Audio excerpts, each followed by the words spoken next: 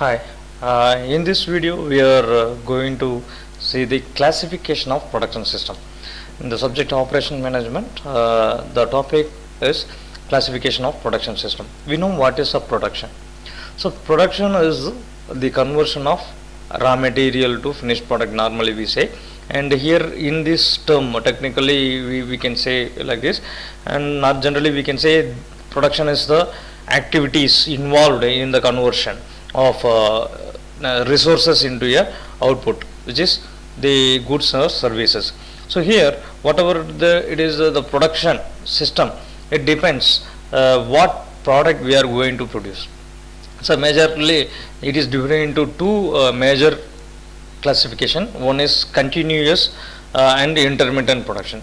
And continuous production means there is no break at all, that is from the beginning to end it flows continuously without any stoppage. It follows a particular sequence of process.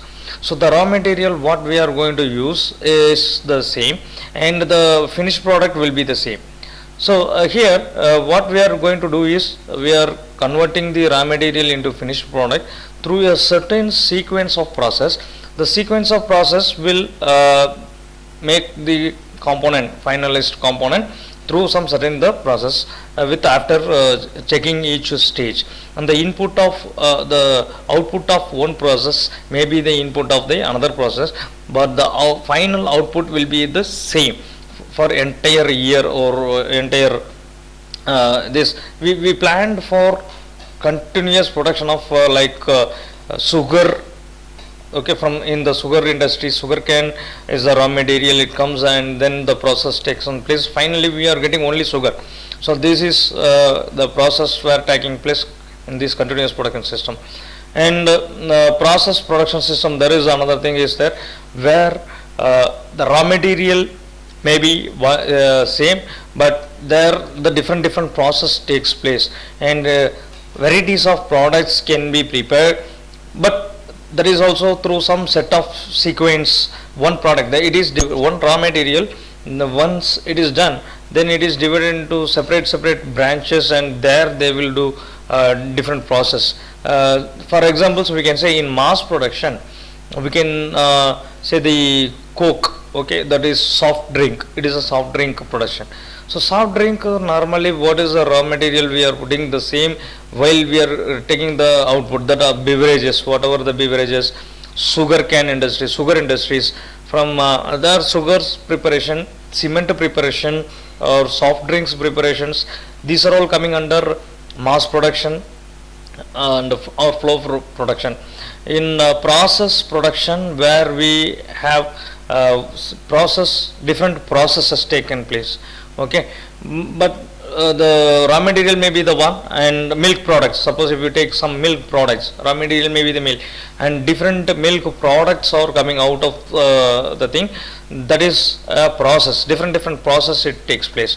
Even if you say a chemical industry is one where different combination makes different products, but the raw material may be one. According to that, if you add some different chemicals, you will get different products. Even if you take this crude oil refineries, oil refinery system, so here the main crude oil is the raw material we are getting, and the crude oil is then processed into next level. So like preparation of diesel, preparation of petrol, and segregation of kerosene and other gasoline products, whatever it is, these are all coming under process production flows.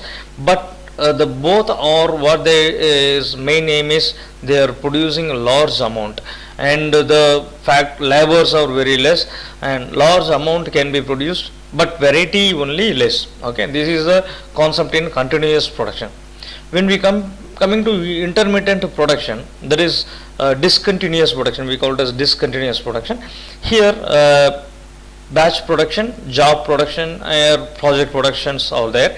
So batch productions, in the sense we will produce in terms of lots in the sense some amount, a particular defined amount it will be, and that is mass production and batch production or intermediate production, one major thing is the demand, expecting the demand. Normally in continuous production, we will produce continuously by seeking the expectation. It is movable product. Okay, so the Pepsi or Coke or any soft drinks what they are producing, they are not depending upon the customer order. They start to produce in some tons or liters, so then they will sell it, like that it goes. But in terms of intermittent production, we will produce the components only based on the customer requirement, how many number of components we need and which part, which product we need. Like that the customer will give a set of product and numbers, and that batch production will take care. First one the product will be done, and after some days then settings to be changed, and second product will be changed. So the product in terms of batch production, this is actually a medium scale production process. It's not a mass production process, it's a medium scale production. The volume can be lesser, volume will be lesser than this mass production normally, but varieties can be done according to the customer requirement. And job type also, particular jobs only we will do a particular job. So enterprises producing capital goods into special arrangements for making the jobs. And project production, job production, normally we can say aircraft production or shipping corporation, shipping, all the things we can come to that job shop production. One shop where the components will go and work over there, and we will produce a component. It will take more time, and the thing is we can produce less variety when compared to the mass production and the batch production, right? Project production, that is where we have to construct buildings.